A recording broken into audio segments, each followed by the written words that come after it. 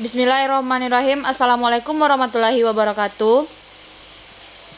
Waalaikumsalam warahmatullahi wabarakatuh.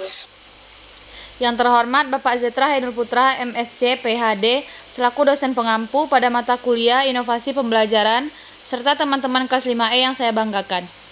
Puji syukur marilah kita panjatkan kepada Allah Subhanahu wa taala dan sholawat salam semoga tetap tercurahkan kepada baginda Rasulullah Muhammad SAW. Adapun topik yang akan kita bahas mengenai diskusi kali ini yaitu tentang inovasi pembelajaran di Australia. Saya Aprius Fitra selaku moderator akan membimbing jalannya diskusi ini. Sebelumnya saya akan memperkenalkan anggota kelompok 7. Yang pertama, Aprius Fitra yaitu saya sendiri, kemudian Azara, Devinda, Lela Lestari, dan Ramayani. Rangkaian acara yang akan kita lewati pada diskusi ini yang pertama pembukaan, penyajian materi, sesi tanya jawab, kesimpulan, dan penutup. Baiklah, langsung saja materi pertama akan disampaikan oleh Ramayani. Kepada Ramayani persilakan. Yani, tolong share screen dulu Yani.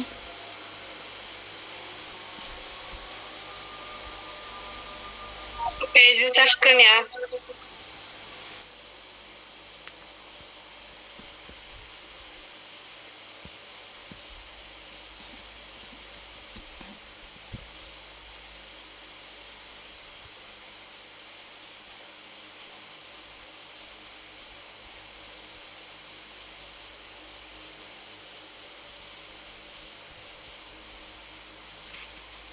Nampak enggak?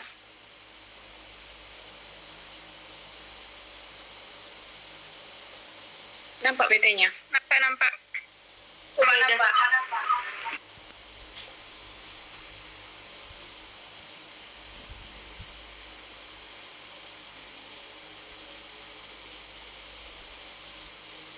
Baiklah, saya akan menjelaskan sistem pendidikan di Australia.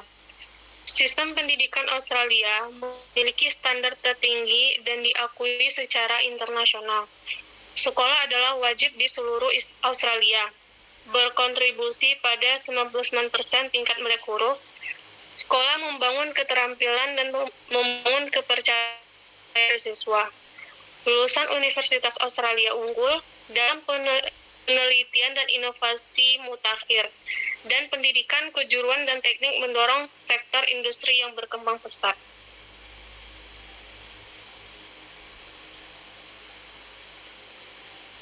Tujuan pendidikan. Tujuan umum dari pendidikan berbagai sektor pendidikan di Australia diuraikan dalam undang-undang yang menetapkan Departemen Pendidikan Negara Bagian, universitas, dan lembaga pendidikan lainnya. Berbagai sektor pendidikan tinggi harus memiliki pendekatan program yang berbeda. Misalnya, perguruan tinggi mengutamakan pengembangan ilmu pengetahuan, sedangkan pendidikan teknik dan sektor pendidikan lanjut lainnya lebih menitik beratkan kepada pengembangan ilmu pengetahuan dan teknologi, berfokus pada pelatihan kejurusan.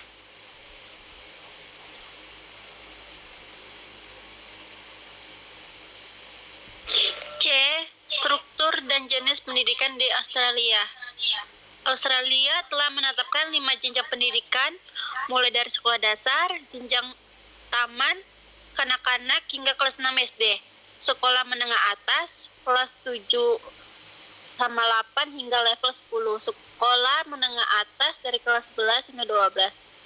Kemudian universitas yaitu pendidikan tinggi. Pilihan selanjutnya pendidikan dan pelatihan vokasi untuk memudahkan bisa dilihat pada gambar di bawah ini. Pendidikan di Australia dimulai dari usia 4,5 tahun hingga usia 5,5 tahun hingga usia 15 atau 16 tahun sesuai dengan kebijakan masing-masing negara bagian. Orang tua wajib ikut mengawasi pendidiknya jika tidak ingin menjadi objek sanksi atau denda. Di tingkat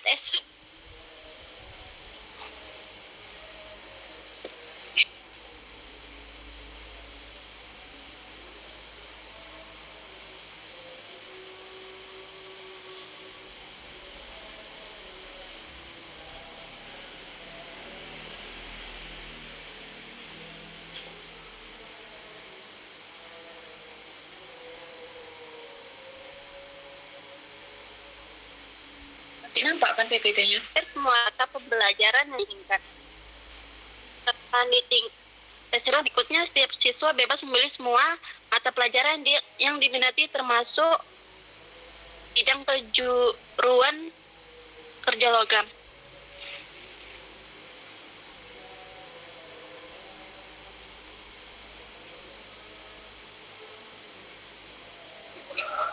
Kemudian kurikulum dan metode pengajaran. Pengembangan kurikulum di Australia telah melibatkan semua pemangku kepentingan dalam pendidikan. Ada beberapa hal menarik dalam kerangka kurikulum. Pertama, ada 8 fondasi yang melatar belakangi perkembangan kurikulum di Australia, yaitu yang pertama keragaman budaya, yang kedua perubahan struktur keluarga, 3 laju perubahan teknologi yang cepat, yang keempat masalah lingkungan global, yang kelima perubahan sifat kondisi sosial, yang keenam perubahan tempat kerja, yang ketujuh saling ketergantungan dalam ekonomi global, yang kedelapan standar hidup yang tidak pasti, yang kedua ada 5 karakteristik nilai yang akan dibangun melalui kurikulumnya, yaitu mengejar pengetahuan dan komitmen untuk mencapai potensi, yang kedua penerimaan diri dan harga diri, yang ketiga rasa hormat dan kepedulian untuk orang lain dan hak-hak mereka, yang keempat tanggung jawab sosial dan sipil, dan yang kelima tanggung jawab lingkungan.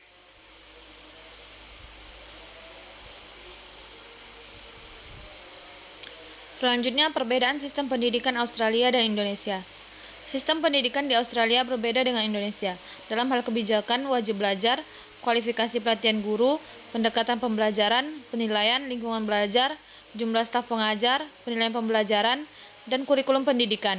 Indonesia menerapkan kurikulum 2013 yang memasukkan pendidikan, budaya, dan agama, sedangkan pendidikan di Australia tidak mencampurkan budaya atau agama dalam kurikulum pendidikan. Dalam hal ini, dapat menjadi pedoman bagi pemerintah pendidikan untuk mengevaluasi sistem pendidikan, baik kurikulum maupun evaluasinya. Dengan membandingkan dua negara yang berbeda, setiap pendidik dapat menilai sejauh mana sistem pendidikan yang kurang atau menguntungkan di negara mereka. Ini juga dapat menjadi acuan bagi masyarakat untuk lebih selektif dalam memilih dan menentukan pendidikan yang sesuai untuk keluarganya sendiri. Dengan demikian, orang tua tidak salah dalam memilih pendidikan yang tepat untuk anaknya, dan ini merupakan langkah awal untuk mencapai keberhasilan pendidikan di negaranya masing-masing. Maka harapannya adalah sebagai pendidik harus memperluas pengetahuan mereka tentang pendidikan dan kurikulum. Kemudian harapannya kepada pemerintah untuk bisa menggunakan temuan tersebut sebagai bahan pengembangan kurikulum di Indonesia. Selain itu, tentang perbandingan berbagai negara maju harus lebih banyak dipelajari untuk memperkaya pengetahuan ilmiah tentang sistem pendidikan dan kurikulum di masing-masing berbagai negara. Baiklah, demikianlah pemaparan materi dari kelompok kami. Jika ada yang ingin ditanya, silakan.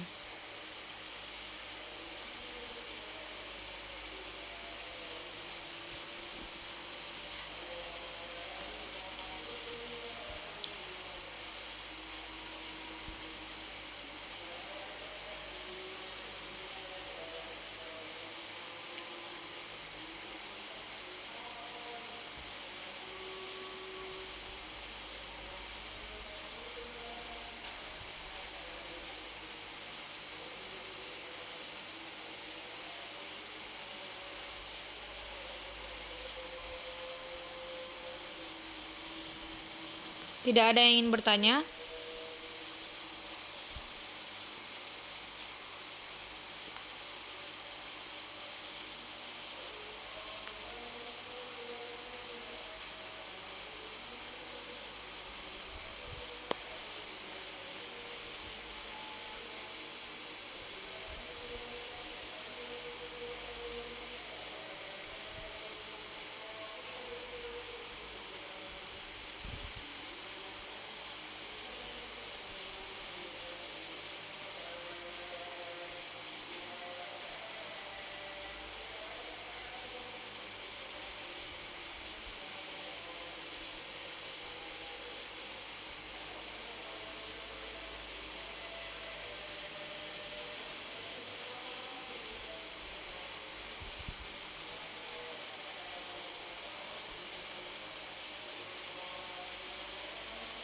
Ada yang ingin bertanya?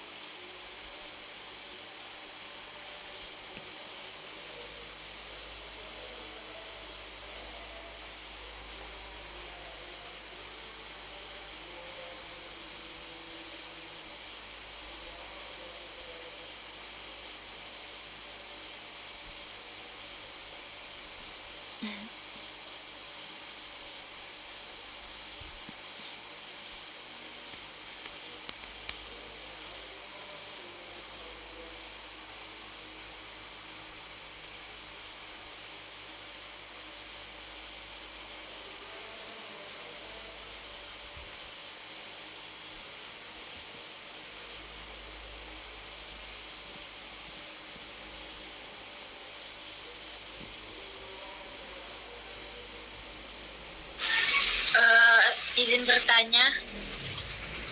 Ya, silakan Natasha. Assalamualaikum warahmatullahi wabarakatuh. Saya Natasha Nafira Alberni dari kelompok 5 ingin bertanya kepada kelompok penyaji. Yang mana pertanyaannya, apa sistem problematika dan kebijakan dari pendidikan Australia tersebut? Sekian, terima kasih.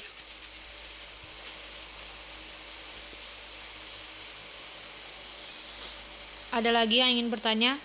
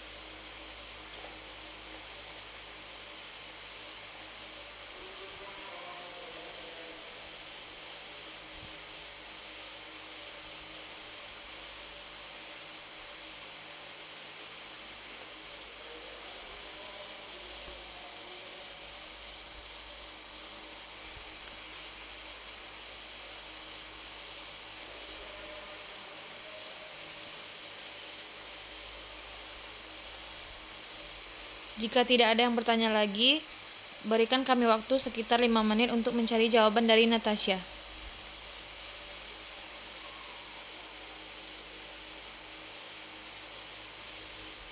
Pertanyaan dari Natasha Nafira Alberni, apa sistem problematika dan kebijakan pendidikan di Australia?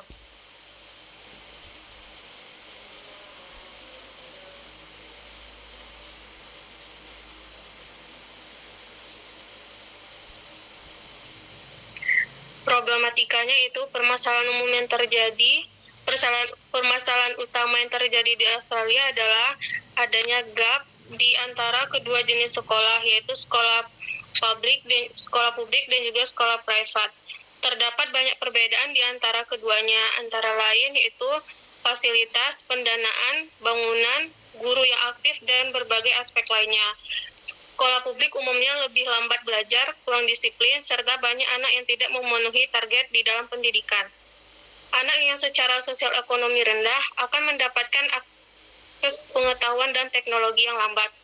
Padahal, akses pengetahuan dan teknologi sangat penting untuk peningkatan prestasi siswa serta sebagai motivasi untuk pencapaian yang dilakukan oleh siswa. Sedangkan sistem dalam pendidikan Australia yaitu sistem pendidikan Australia tidak sama dengan negara lainnya. Adanya Australian Qualification Framework atau AQF menjadi salah satu pengaruhnya. AQF diselenggarakan sejak tahun 1995, yaitu kebijakan nasional untuk mencakup kualifikasi pendidikan tinggi, pendidikan vokasional, pelatihan dan tambahan sertifikat lulus sekolah atau disebut Senior Secondary Certificate of Education. Kualifikasi pendidikan tinggi Australia banyak dihargai oleh dunia, didukung ekonomi Australia yang sangat kuat dengan tingkat pengangguran rendah. Australia menjadi tempat di mana banyak peluang karir cerah tersedia untuk para lulusan perguruan tinggi. Sedangkan pelajar internasional berpeluang menghabiskan waktu di negara tersebut setelah studi selesai. Terima kasih. Bagaimana Natasha? Apakah bisa dipahami? Terima kasih atas jawabannya. Saya dapat memahaminya. Baiklah, demikianlah hasil diskusi kami. Lebih dan kurang kami mohon maaf. Saya akhiri dengan wassalamualaikum warahmatullahi wabarakatuh. Waalaikumsalam warahmatullahi wabarakatuh.